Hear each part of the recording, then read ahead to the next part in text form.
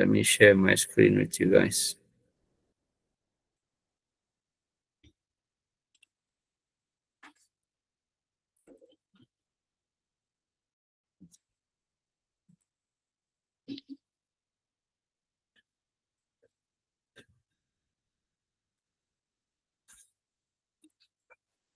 Tutup pintu tu.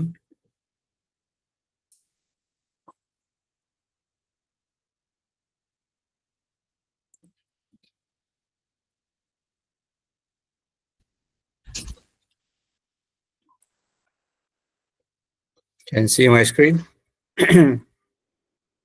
Audio is loud and clear. Can see your screen, sir. Yes, sir. All right.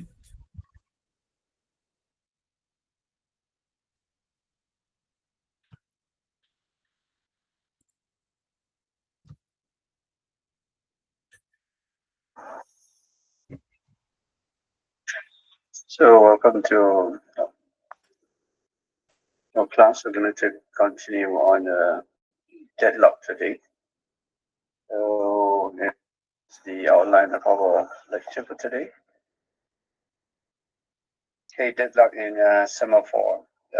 Well, we define deadlock as two or more processes that are waiting indefinitely on an event that can be caused by only one of the waiting process.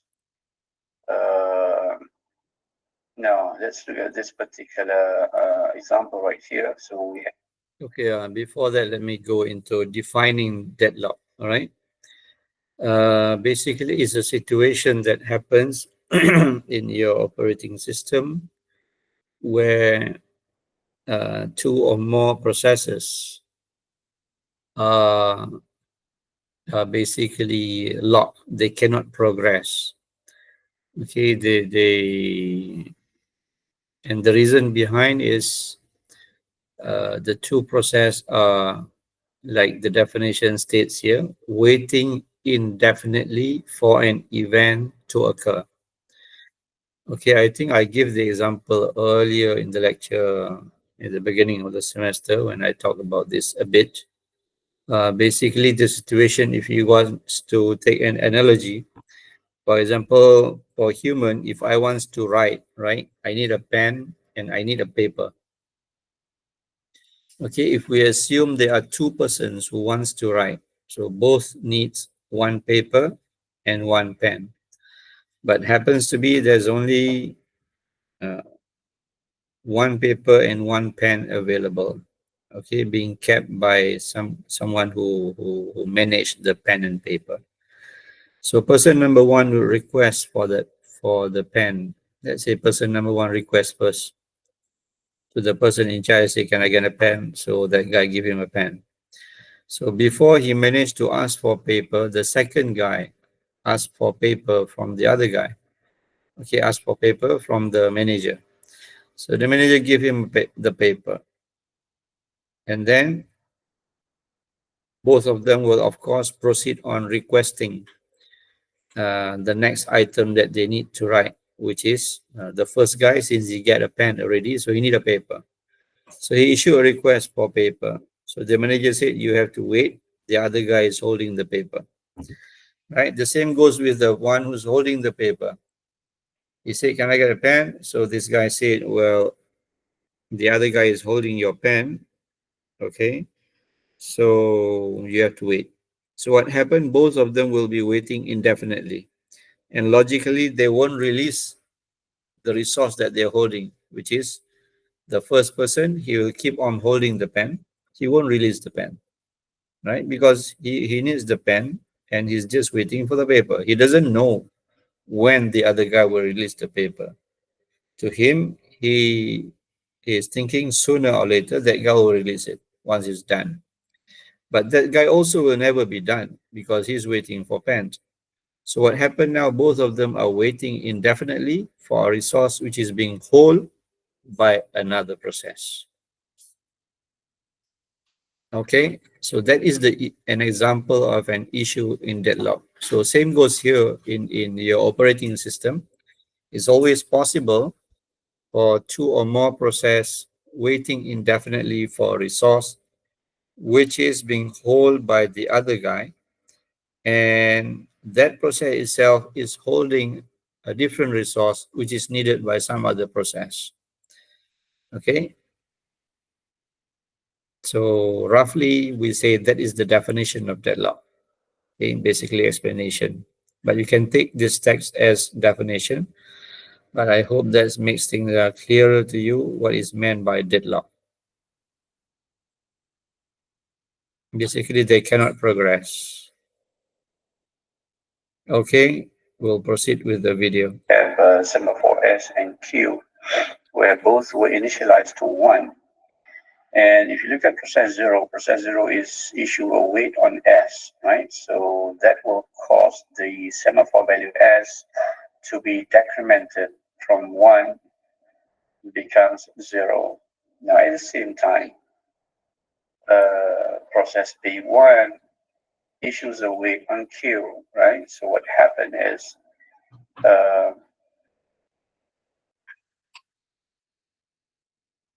the semaphore Q value will also be decremented to 0, right? So what happened now when process P0 wants to proceed, it issues a wait on Q, but of course it has to continue on waiting, right? Because process P1 already decremented the value to 0, so the resource is not available. Now, here the next step is process P1 runs and issues a wait on S. So what happened, wait on semaphore S will also cause P1 to wait indefinitely, because process P0 has already issued a wait on S earlier. Now you see this improper sequence, right? Not improper sequence, but basically when we design a solution using a semaphore, we must be careful to avoid things like this, where both processes are now end up in deadlock, right?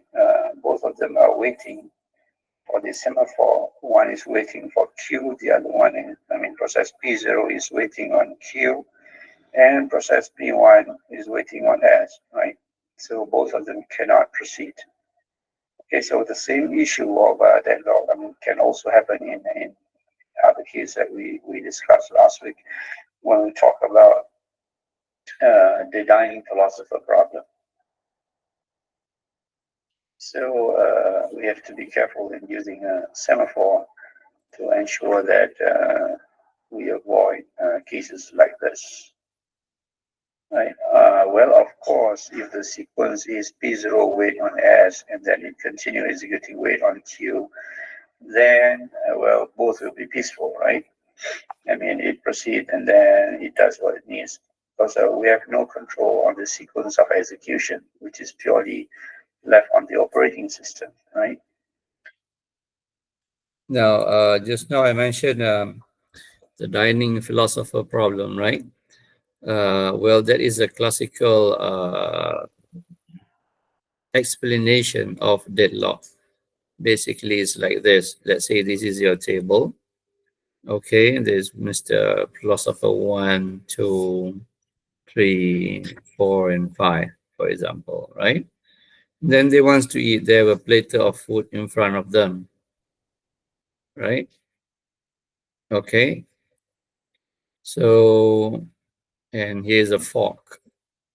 Oh, saya tak pandai lukis ni. Okay, beside the plate, there's a fork.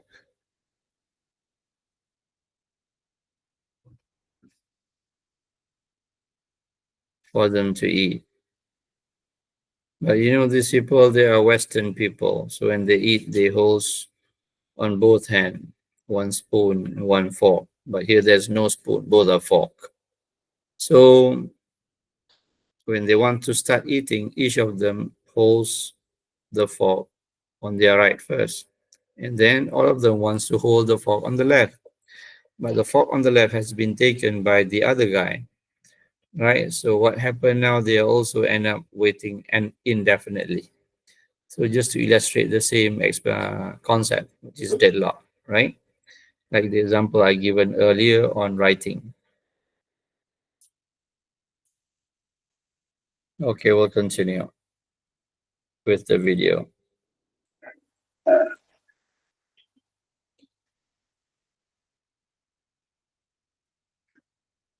All right. Another issue that could happen is starvation. Okay. Starvation in semaphore. Okay. Starvation is defined as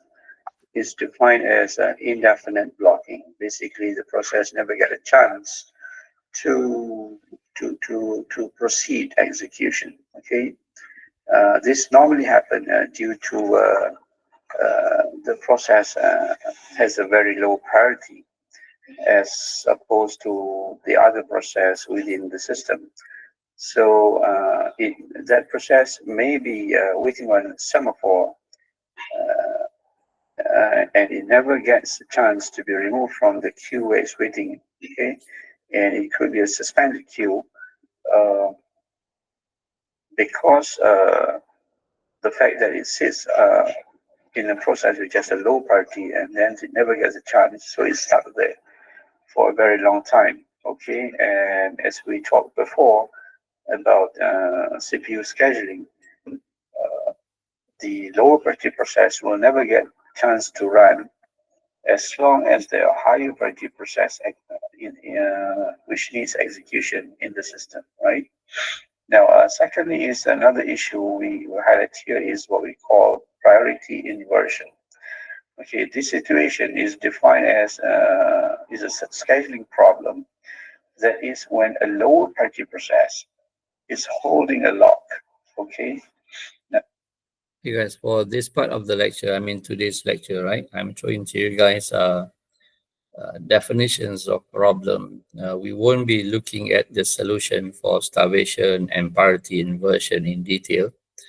But as far as deadlock is concerned, we will go into it not very detailed, quite a bit. But as far as starvation and priority inversion, we just want you guys to know what is it. All right. Now, needed by a higher priority process.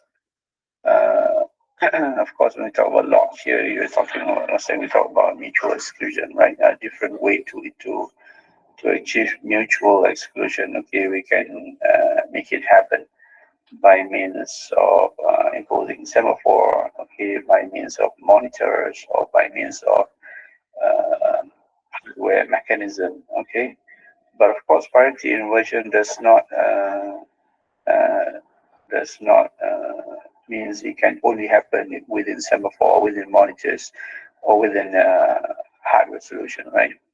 I mean, hardware-based solutions to mutual exclusion. It can happen in any of those, right? But what we want to highlight here, what is meant by priority inversion is that is the condition where the lower priority process is holding a lock, which is needed by a higher priority process. So in this particular case, what needs to be done is we can implement a protocol known as priority inheritance. So what we do is we temporarily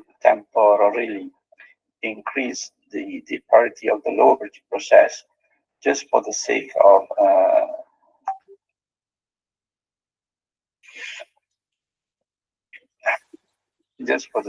allowing to execute so that it frees the lock.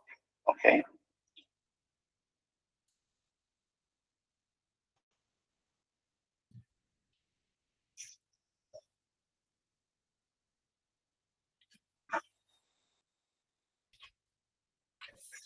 Okay, having said that, so within our system, right, we know our system consists of a bunch of resources of different types. Okay, basically, your CPU is a resource, right?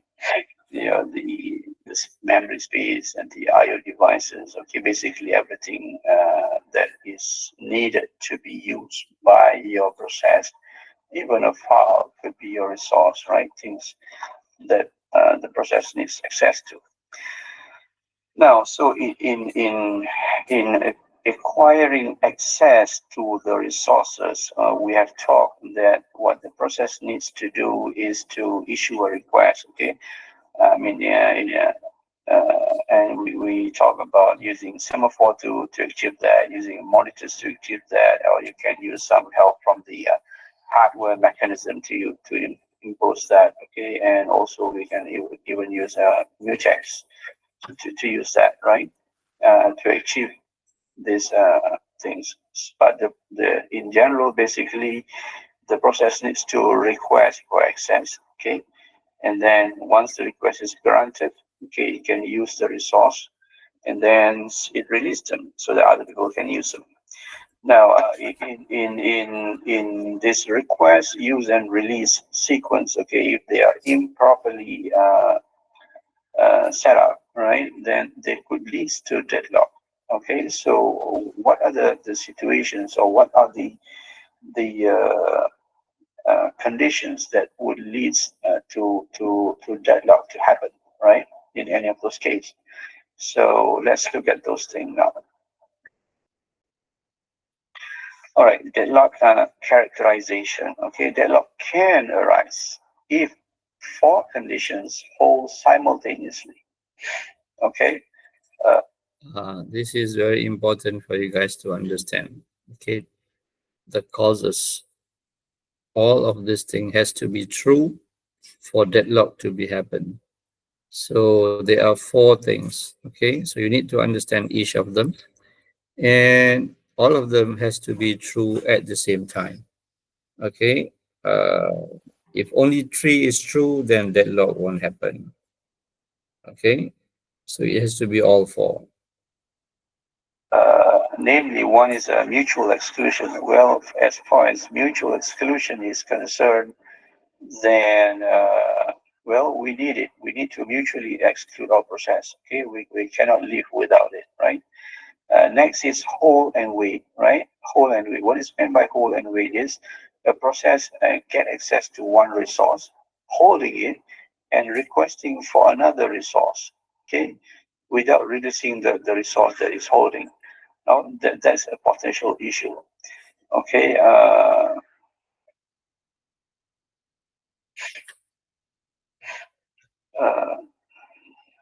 You can see the example in this picture right here, right, which is showing a dining philosopher problem, right?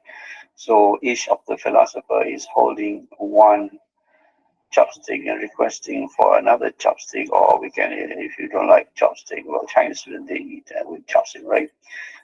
You can say fork and spoon, right? So you need fork and spoon to eat. So each of them is holding the fork and needs to pick up the spoon on their right side, but it's not there because it's being picked up by the other guy, right? So each of them is end up holding a resource and requesting another resource, which is being held by another guy. So that is what meant by hold and wait.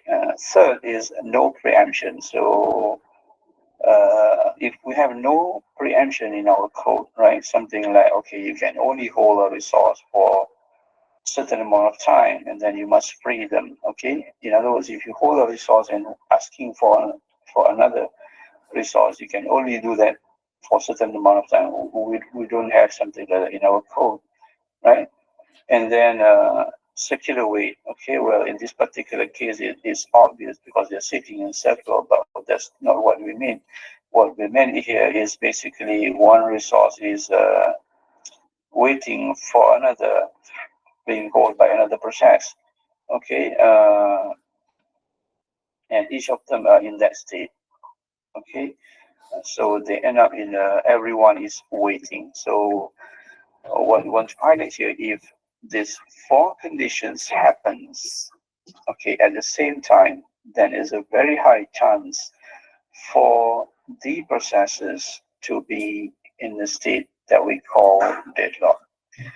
Sorry, it's not very high chance. It's confirmed deadlock if the four conditions exist. Okay, so what do we do in that particular case? What are the possible solutions?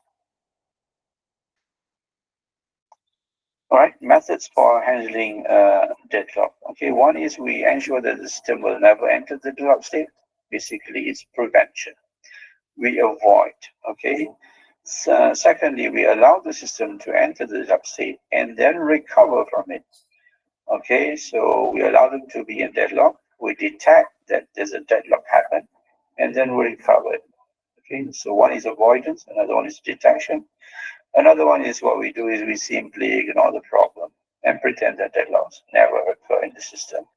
Well, surprisingly, this approach is being used in many operating systems. So why would they do that? Basically, they say there too much of overhead to check for deadlocks, right?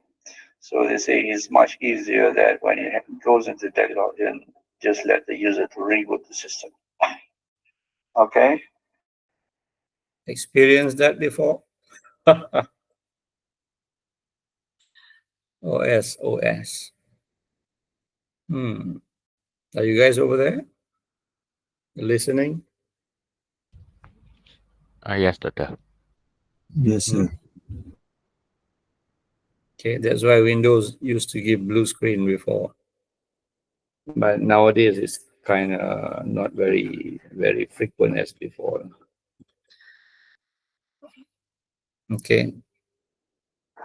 Uh, well, that's for the general purpose computing system. But for the case, if we have mission critical applications, right, or real time systems, okay, which basically does not tolerate any problem, then of course they will implement mechanisms to make sure deadlocks can be kept within allowable amount of time. So let's look into handling them in detail.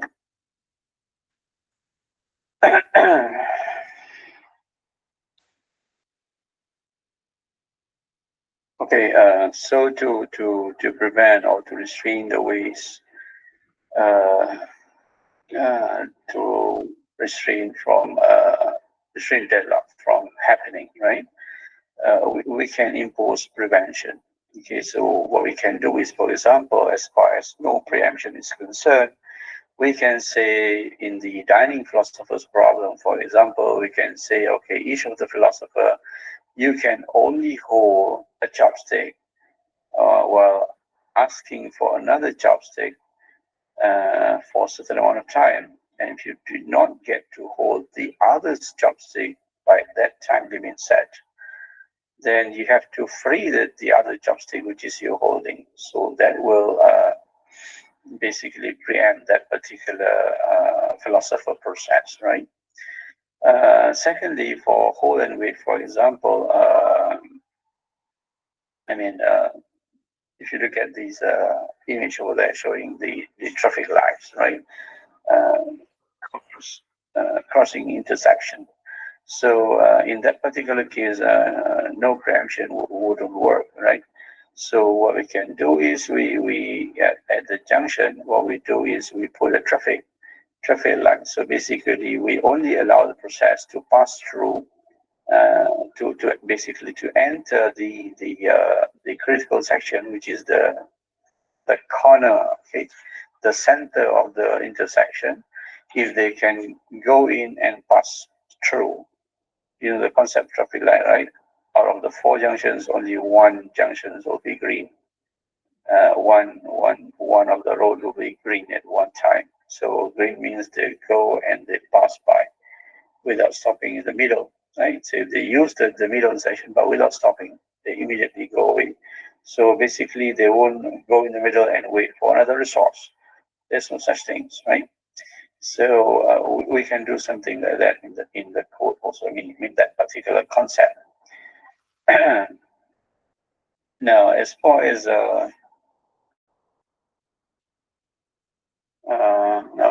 mutual exclusion, right? Well, we need it, right? Definitely.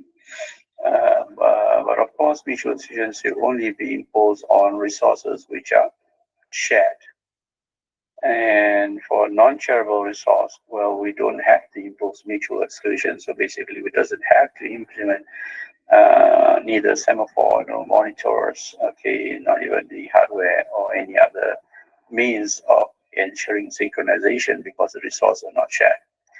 On the secular wait part, well, we can impose a total ordering of all resource type basically here what we so basically in circular way we well, if you have a number of types of resource, right? So we just make sure that the circle does not get closed. In other words, if there is a process requesting the resource, it is end up into what we call each of them waiting for another, then at least one of the edges, okay, that one of the process should not be allowed to proceed with requesting the next resource. That would end up the circle to be closed. So that kind of mechanism has to be imposed. Okay, so we talk in general, right?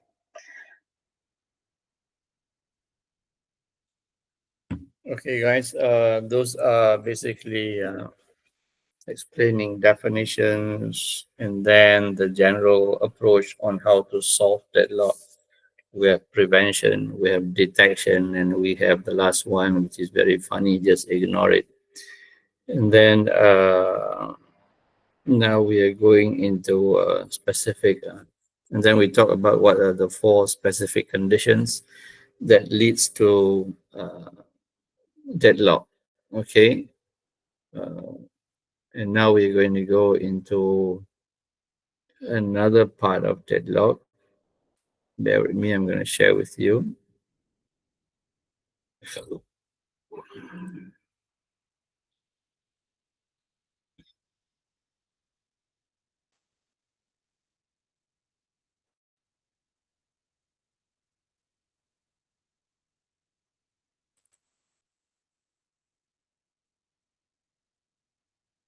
Oh, come on. Not again.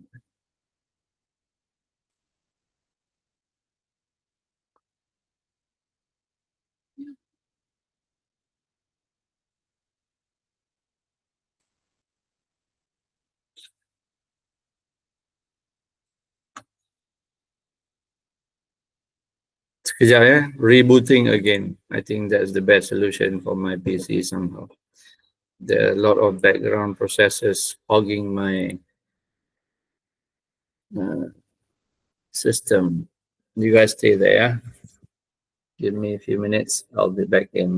What kind of resource? Oops. Yeah, it's up. How many of the resource it needs?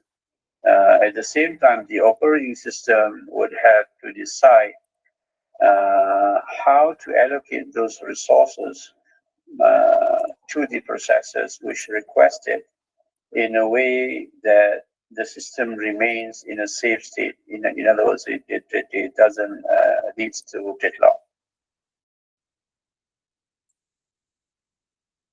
Now, the simple way of doing things is what we need is the resources needs to inform the operating needs.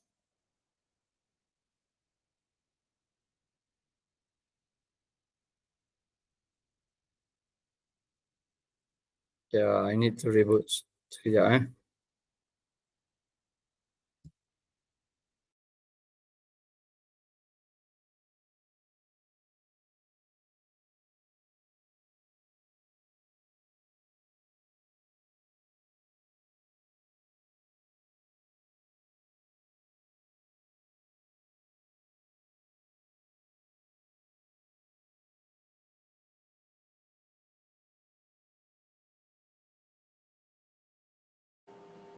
Sekejap.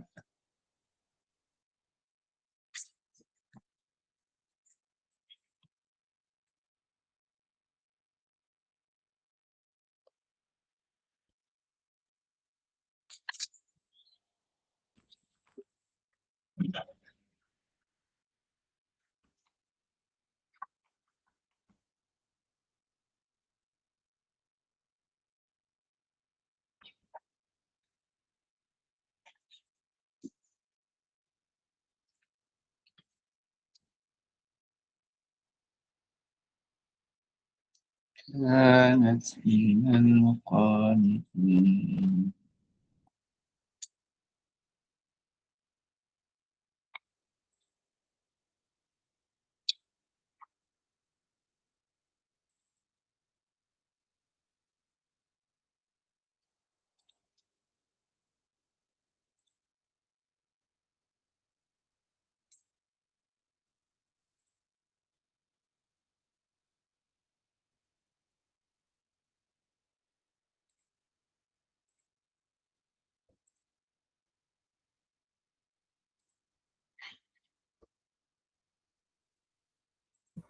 Can you guys see my screen? Boleh ada. Okay, thank you.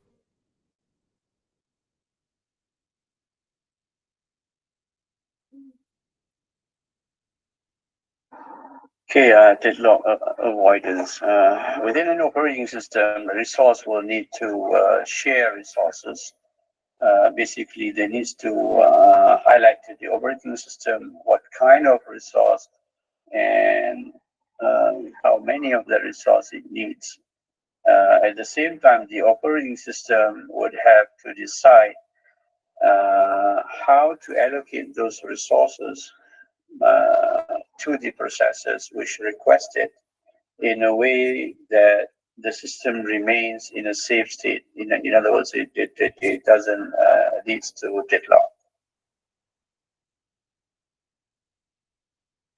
Now, the simple way of doing things is what we need is the resources needs to inform the operating, needs to provide information that what is the maximum number of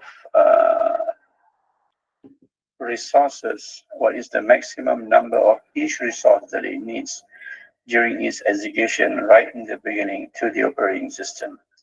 Okay, so by doing that, the operating system knows in the beginning, so it can arrange the allocation of the resources to the process in a way that when one process is done, so it would free up the resources and the resources that is available for the other process to use.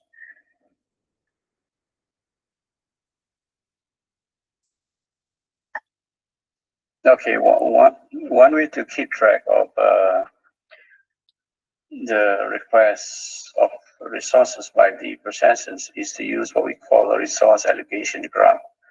So what you see here, there are three processes, okay, denoted by the circle with the process number inside the circle, P1, P2, P3, and then we have four boxes which represents the type of resources, R1, R2, R3, and R4. And within the boxes, we have black dots, which indicates the number of that particular resource available. Okay, now in this particular case, we see that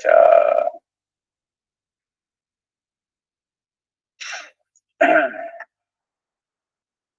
here in this particular example, as you can see, process number 1 is using resource 2. Now at the same time, is requesting for resource 1. At the same time, process number 2 is using resource 1 as well as another instance of resource 2 and is requesting resource number 3.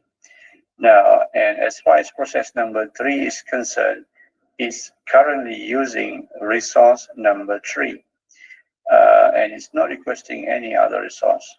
So in this particular case, we can see that the system is in a safe state. In other words, we can see that once process 3 is done using R3, so what happened, process 2 will be granted the resource 3, and hence it gets all the resource it needs. So process 2 will eventually be done as well. And hence, once process 2 is done, resource 1, which is requested by process number 1, will also be free and hence granted to P1, and all of them could execute peacefully. So the system is in a safe state.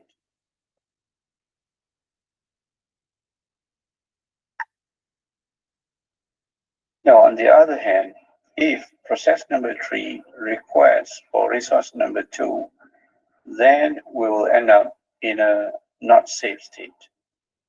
What happened is we have a circular wait. Okay, so we can see that there is no way that process 3 will be granted resource 2 because resource number 2 is being called by P1 and P2. At the same time, P2 is requesting resource 3, which is being called by P3. So they end up in a circular wait here. Okay, and the circular wait we have here, we have two circular wait. One is circular wait of which begins with P1s and ends with P1, and another one is circular wait of P2, which also ends in P2. Okay.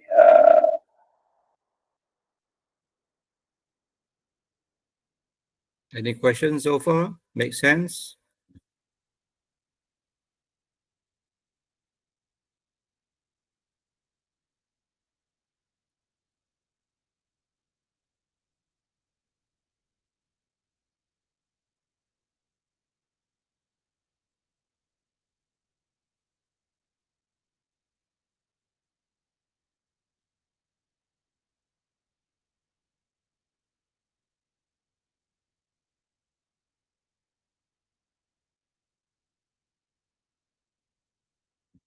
No question.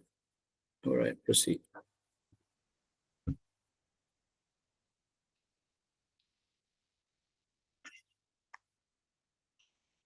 Okay, now, so I want to show you guys how to use an algorithm known as Banker's algorithms as a way to achieve deadlock avoidance. Okay, so we said earlier that we need to know in the beginning the number of the maximum number of each type of resource needed by each process. So we have a table like this. Okay, one is the currently allocated.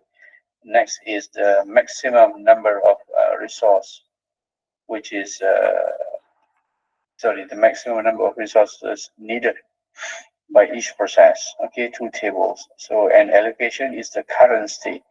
Okay, number of process which has been allocated. Okay, and on top we keep track of the number of resource we have. Okay, so for resource 0 we have 8 instances, resource 1 we have 5, resource 2 we have 9, resource 3 we have 8 of them. So to implement Banker's algorithm, what we need to do is, okay, we need to have an extra table there, which is labeled as need. Okay, so basically need here is referring to how many more resources, how many more resource of each type of resource needed by each process. For example, okay, process 0 in the maximum request for resource 0 is 3, but currently it has been allocated 2. So logically for process 0, it still needs another one for R0, right, resource 0. For R1, well, it doesn't need any. Sorry, it's currently allocated 0, it needs another 2, right? And of course, for R2, it needs 1, and at present it has been allocated 1, so it doesn't need any more, right? So R2 will be 0. And then for R3, for process 0, it needs, it has been allocated 2, but it needs 4 of them. So how do we get the difference is we take the max minus allocation. Okay, so we will get something like this. I mean, I'll let you guys do the calculation. Okay, okay, so you fill up all the needs for the table, all right, and then you know what is the number of resource, number of each resource needed by each process, as far as the current state is concerned, all right. And then secondly, what we do is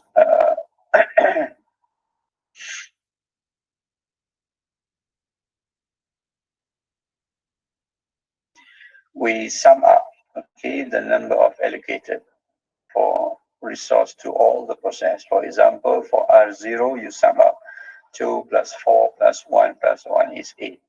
1 plus 2 is 3. 2, okay, 1 plus 2 plus 1 plus 3 is 7.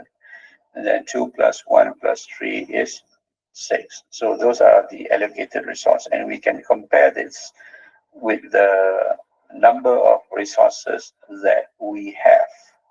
Okay, that we have stated on top there, right?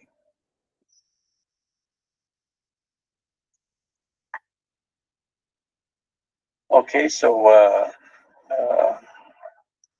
when we compare the number of allocated resource, which is 8, 3, 7, and 6, right? We have, let me get my marker here. Okay, so we computed this value and we get them to be 8, 3, 7, and 6. So, and then we compare with the number of resources we had in the beginning. So we know we have, and then we fill up here the number of resources available currently, because for resource number 1, we have 8, and all 8 of them has been granted to the process which requested them. Okay, so we have 0 left here. And then for resource number 1, we have 5, we granted 3, so we have another 2 left. Right, and then for resource number 2, we have 9, we granted 7. So we have another 2 left. And then for resource 3, we have 8, we granted 6, so we have 2 left. All right. So this is what left at present. Now, looking at the amount of resource left. Now, let's check based on the amount of resource needed further by the processes, which of these resource needs that we can fulfill. Okay, we have all from R0 to R3 is 0, 2, 2, 2. For process 1, it needs 1, so we cannot fulfill process 1 at this moment. Right? What about process 0, right? For process 1, okay, for R0 it needs 0, okay, we can do that. For the needs, but for R3 it needs 3, we only have 2, so we cannot do that as well. Right? What about for this guy? Can we? Well, we fail on R0, we don't have enough. Right? What about for P3? It needs 0, 2, 2, 0. We have 0, 2, 2, 2. So we can do all this. Right? Okay, so what we can do, we can fulfill the request of P3. So what the operating system will do is that it will give all the resource needed by P3. So P3 needs another 2 of R1. We give both of them to P3, both of R1, and then it needs another 2 for R2. So we also give the other 2 resource to P3. So what happened now, once we do that, we will get something like, all right. So P3 will be eventually get its task done, right? It will get its task done. And after it's done, what happened is it will of course return back to the operating system all the resource it needs, right? Okay, so once process number 3 returns all the resource it needs, what will happen is our newly allocated resource, our newly available resource, okay, will be will increase, right? Because it returns all it has, right? So initially we have 0, 2, 2, 2, and then we granted. Guys, can you guys follow the discussion?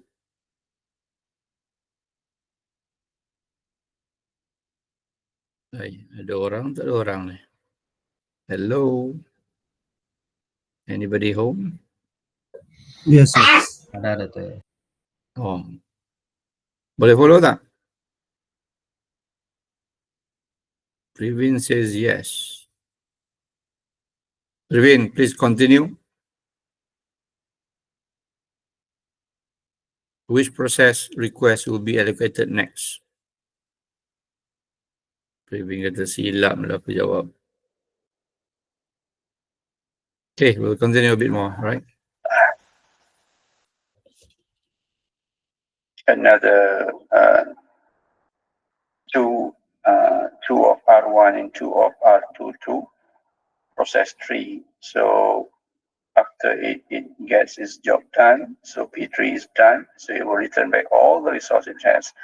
So our newly available resource right now will be 1 for R0, which is coming from here, right? And then for R1, we initially have 2 here, and then we granted another 2 right here to P3, right? So 2 plus 2, we have 4. Okay, and then for R2, initially we give it we already granted 1 long ago, and then just now we granted another 2 for him. So that will make R2 becomes 3, while R3 remains from the here, will go here. We're just keeping track of resource returned back to us. So with this number 1432, right? So we again check the table of the resource needed by all the process. We can see that we can actually fulfill the request of P0. So that's what we do next. We grant the resource needed by P0. So P0 needs 1 of R0, 2 of R1, 0 of R2, and 2 of R3, right? So eventually P0 will be also done, right? And once it's done, it will again return back all the resource to us. Okay, so once the resource is returned, what we shall have is like this. Okay, so the resource available in the system will keep on increasing as more and more process done and return the resource they have. Now with this number 3444, we can see that we can actually fulfill all the needs of the process, correct? So we can run, we have P1, P2, P3, the sum is how many units? R0, 3 units, 2 and 1. R1, we can fulfill that. For R1, we have 1, and yeah, only 2, we have 4, so we can do that. And then for R2, P1 is 3, P2 is 0, P4 is 0, so we can also do that, right? We have 4 units, what's needed is only 3. What about R3? Well, P1s need... Yeah, I think by now it's clear to you guys, right? The earlier part is more complex because resources are limited. But soon as one by one the process are done, so we have more resource available with the OS. So the request of the other process which demands higher number of resource can be granted. Okay, you guys can watch the video to the end. I think from the e-learning. I think that's all I have to say by today. So see you guys in the midterm exam. As of now, tentatively, we'll be doing on Monday.